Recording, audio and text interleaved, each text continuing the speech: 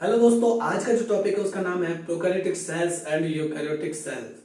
जैसा कि आप जानते हो, प्रोकैरियोटिक सेल्स में हम मोरेरा पढ़ते हैं और यूकैरियोटिक सेल्स में हम Plantae, Animalia, fungi and protista पढ़ते हैं, जो कि 5 किंगडम क्लासिफिकेशन में हम पहले पढ़ चुके हैं। देखिए, प्रोकैरियोटिक सेल्स का मतलब क्या होता है। प्रोकैरियोटिक सेल्स में जो डिफरेंस होता है यूकैरियोटिक में, वो ये होता है कि जो प्रोकैरियोटिक होते हैं उनमें वेल डिफाइंड न्यूक्लियस पाया नहीं जाता। मतलब उनमें जो न्यूक्लियस हम देखते हैं ना यूकैरियोटिक में, ऐसा इनमें न्यूक्लियस नहीं पाया जाता। उनका जो जेनेटिक मटेरियल है वो साइटोप्लाज्म में फ्रीली मूवेबल होता है, फ्रीली रखा रहता है। ठीक है, तो ये एक प्रोकैरियोटिक सेल्स का डायग्राम है। इसमें यानी कि हम इसको बैक्टीरिया का डायग्राम हम ये पढ़ रहे हैं। बैक्टीरिया की जो आउटर लेयर होगी उसे हम बोलेंगे ग्लाइकोकैलिक्स। क्या बोलते हैं? ग्लाइकोकैलिक्स। ग्लाइकोकैलिक्स किससे बनी होती है? ये शुगर या प्रोटीन कंपाउंड से बनी होती है, इसलिए हम इसको क्या बोलते हैं? ग्लाइकोप्रोटीन बोलते हैं। तो देखिए, ग्लाइकोकैलिक्स का फंक्शन है prevent pathogen made up of glycoprotein. ठीक है, फिर हम देखते हैं इसमें ग्लाइकोकैलिक्स हमने देखा। फिर हम अंदर जैसे जाएंगे तो हमें रेड कलर की सेल वॉल दिखेगी। क्या दिखेगी? सेल वॉल दिखेगी। अब सेल वॉल की बेसिस पे बैक्टीरिया हमने 2 टाइप में पढ़ता है।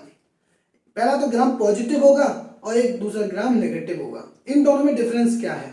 ग्राम पॉजिटिव मतलब, देखो पॉजिटिव बोला, पॉजिटिव हम क्या करते हैं? पॉजिटिव थिंकिंग बड़ी रखनी चाहिए, तभी हमारे जीवन में सक्सेस मिलेगी। तो पॉजिटिव रहना चाहिए हमेशा। तो इसीलिए हम ग्राम पॉजिटिव में क्या होगी, जो सेल वॉल होगी ना वो थिक होगी, मोटी होगी। ठीक है, बड़ी होगी, मोटी होगी। और जो ग्राम नेगेटिव होगी उसमें सेल वॉल क्या होगी? थिन होगी। कैसी होगी? थिन होगी। तो देखिए, cell wall, basis of cell wall bacteria is 2 types. gram positive cell wall is thick and gram negative cell wall is thin. ठीक है, ये याद रखना। और ये दोनों ही किससे बनी होती है? Made by peptidoglycan. यानी पेप्टिडोग्लाइकॉन अगर ज्यादा मात्रा में होगी, मोटी होगी तो ग्राम पॉजिटिव बैक्टीरिया होगा, कम होगी तो थिन होगी तो उसे ग्राम नेगेटिव बैक्टीरिया में रखेंगे। फिर देखिए फिम्बरी। फिम्बरी का है ये रे, फिम्बरी क्या है? ये रे। तो फिम्बरी का काम देखिए, अटैचमेंट टू सरफेस, यानी कि ये किसी सेल को दूसरे बैक्टीरिया से टच करने के लिए या किसी पत्थर से चिपकने के लिए। ठीक है, तो ये क्या काम कर रहे हैं? Attachment to surface. ठीक है, अब देखते हैं पिलाई। पिलाई देखिए, ये आपको ट्यूबुलर फॉर्म जैसी स्ट्रक्चर दिख रही होगी, ट्यूबुलर। ये क्या करते हैं? जब प्लाज्मिड होता है ना, या तो रिप्रोडक्शन करते हो, है ना, जब हम यहाँ पे एंटीबायोटिक्स बनाते हैं, एंटीबायोटिक्स, तो हमें प्लाज्मिड का बड़ा रोल रहता है, जिसे हम बायोटेक्नोलॉजी में पढ़ते हैं। तो ये प्लाज्मिड क्या करेगा? यहां से होता हुआ इस पिलाई के द्वारा, इस पिलाई यानी कि ये क्या है? ट्यूब है। ये क्या है? ट्यूब है। इस पिलाई के द्वारा दूसरे बैक्टीरिया में चला जाएगा। ठीक है, जैसा इस डायग्राम में देखिए, एक बैक्टीरिया से प्लाज्मिड दूसरे बैक्टीरिया पे प्लाज्मिड में जा रहा है। किसकी मदद से जा रहा है? पिलाई की मदद से जा रहा है। ठीक है, ये याद रखना, ट्यूबुलर फॉर्म होती है। ठीक है, तो देखिए pili, attachment to surface and DNA transfer. इसका काम है अटैचमेंट टू सरफेस, यानी फिम्बरी जैसा भी है और फिम्बरी से अलग क्या है? डीएनए को ट्रांसफर करवाता है। ठीक है, याद रखना ये चीज है। अब देखिए फ्लैजिला। फ्लैजिला आप यहाँ पे देखिए, फ्लैजिला में 3 पार्ट होते हैं। एक तो बेसल पार्ट होता है जो कि यहाँ से अटैच रहता है, किससे? ग्लाइकोकैलिक्स से। दूसरा होता है बेसल पार्ट से एक ट्यूब अराइज होती है जिसे हम हुक कहते हैं, जो कि किसको कवर करती है? फिलामेंट को कवर करती है। किसको कवर करती है? फिलामेंट को। फ्लैजिला का जो फंक्शन याद रखना है वो क्या है? मूवमेंट। क्या है? मूवमेंट। ठीक है, ये याद रखना। ये क्वेश्चन पूछता है कि मूवमेंट किसका फंक्शन है, ऑप्शन रख देगा फ्लैजिला, फिम्बरी या पिलाई। तो आपको याद रखना है क्या है? फ्लैजिला है। ठीक है, वो दोनों तो अटैचमेंट के लिए है, मूवमेंट के लिए नहीं है। अब इसमें और देखिए और क्या चीजें हैं। सेल वॉल हमने देख लिया, फिम्बरी देख लिया, पिलाई देख ली, ग्लाइकोकैलिक्स देख लिया। ये क्या है? सेंटर पे मौजूद जेनेटिक मटेरियल है। इसके चारों तरफ एक लेयर कवर इसे नहीं कर रही है, इसलिए इसमें न्यूक्लियस या न्यूक्लियोलस एब्सेंट होता है। ठीक है, वेल डिफाइंड नहीं होता है। ठीक है, अब हमने देखा राइबोसोम्स। राइबोसोम्स क्या है? आप जानते हो राइबोसोम्स का काम क्या है? प्रोटीन सिंथेसिस के काम के लिए ये होते हैं। ठीक है, और प्लाज्मिड हमने जाना एक्स्ट्रा क्रोमोसोमल होता है बैक्टीरिया का। फ्लैजिला हम पढ़ चुके हैं। मीसोसोम, अच्छा देखो ये क्या है? अंदर वाली लेयर जो है वो है सेल मेम्ब्रेन। क्या है? Cell membrane. तो ये क्या है? फोल्ड हो जाती है। ये आप देख रहे होंगे यहाँ पे फोल्ड हो जाती है, तो इसी को हम बोलते हैं मीसोसोम बोलते हैं। क्या बोलते हैं? मीसोसोम बोलते हैं। और यही आगे जाकर के वैक्यूल्स में भी कन्वर्ट हो जाती है। वैक्यूल्स या कुछ अदर जो मेम्ब्रेन बाउंड ऑर्गेनेल्स होते हैं ना, उनको भी बना लेते हैं। फिर देखिए वैक्यूल्स का काम होता है क्या, वैक्यूल्स का काम होता है टर्बिडिटी को मेंटेन रखना, यानी कि ऑस्मोटिक बैलेंस बनाए रखना सेल्स में, ठीक है।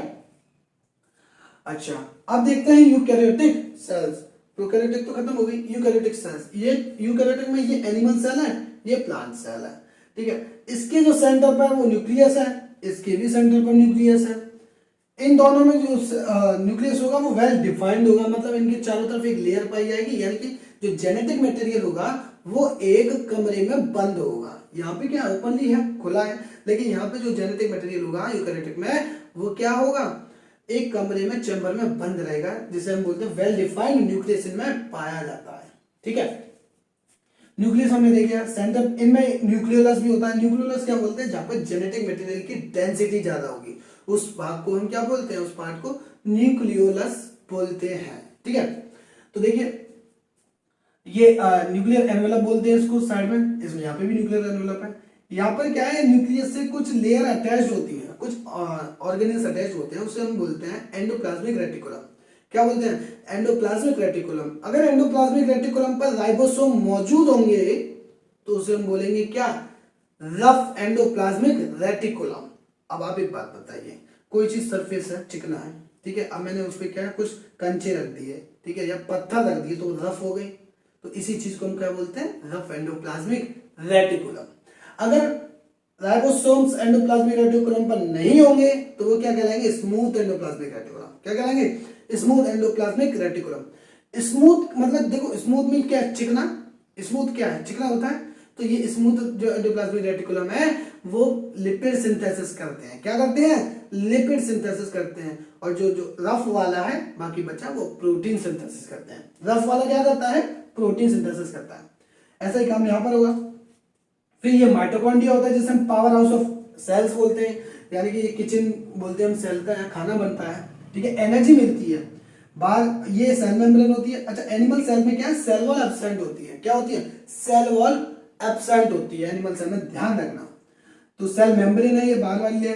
फिर ये राइबोसोम भी होते हैं इसमें, जो कि साइटोप्लाज्म में भी होते हैं और एंडोप्लाज्मिक रेटिकुलम पर भी चिपके रहते हैं। स्मूथ एंडोप्लाज्मिक रेटिकुलम जानते ही हैं, रफ हमने पढ़ भी लिया। सेंटर में न्यूक्लियर होता है और सेंट्रियोल्स, ये सेंट्रियोल्स होते हैं, सेल डिवीजन के काम यूज किया जाता है सेल डिवीजन के समय। ये गोल्गी बॉडी होती है, ये सिंथेसिस के काम आती है, यानी कि पैकिंग मटेरियल हम इसे बोलते हैं, पैकिंग करता है ये, ठीक है। और लाइसोसोम्स भी है यहाँ पे। लाइसोसोम में डाइजेस्टिव एंजाइम्स होते हैं, कुछ एंटीऑक्सीडेंट भी होते हैं, ठीक है। इसे हम सुसाइडल बैग भी बोलते हैं, सुसाइडल बैग, है ना, यानी कि ये सेल के लिए सुसाइड का भी काम करती है, मार देती है, किलिंग कर देती है सेल को। फिर ये फ्लूइड जो भरा हुआ है वो साइटोप्लाज्म है। ये यहाँ पे वैक्यूल्स है। वैक्यूल्स का काम आप जानते हैं, टर्बिडिटी को मेंटेन रखना, ऑस्मोटिक बैलेंस बनाए रखना। ऐसा ही प्लांट सेल में, लेकिन वहां पर जो एनिमल सेल होगी वहां पे वैक्यूल स्मॉल होगा, लेकिन जो प्लांट सेल होगी ना, उसमें जो वैक्यूल्स होगा वो बहुत बड़ा होगा, यानी लार्ज होगा। क्यों, क्योंकि प्लांट को क्या टर्बिडिटी मेंटेन रखना है ज्यादा अमाउंट में, ठीक है। तो वाटर को स्टोर भी रखना पड़ता है, तो बहुत सारी चीजें प्लांट के लिए। तो यहाँ पे भी माइटोकॉन्ड्रिया मौजूद है, power house of cell, cytoplasm मौजूद है, ठीक है। और वैक्यूल्स, ये लार्ज होता है वैक्यूल्स, जो कि क्या करता है, टर्बिडिटी या ऑस्मोटिक बैलेंस करता है। राइबोसोम्स भी होते हैं इसमें, माइक्रोफिलामेंट भी होते हैं सेल की इंफ्रास्ट्रक्चर को मेंटेन रखने के लिए, ठीक है। मेन जो चीज है वो chloroplast, sorry vacuoles and chloroplast है इस जगह पे। क्यों, क्योंकि जो वैक्यूल है वो लार्ज है और क्लोरोप्लास्ट यहाँ पे प्रेजेंट है। क्लोरोप्लास्ट का फंक्शन क्या है, फोटोसिंथेसिस करना, ठीक है। एनिमल सेल में क्या फोटोसिंथेसिस होती है, नहीं होती है, तो वहां पे ये एब्सेंट होते हैं।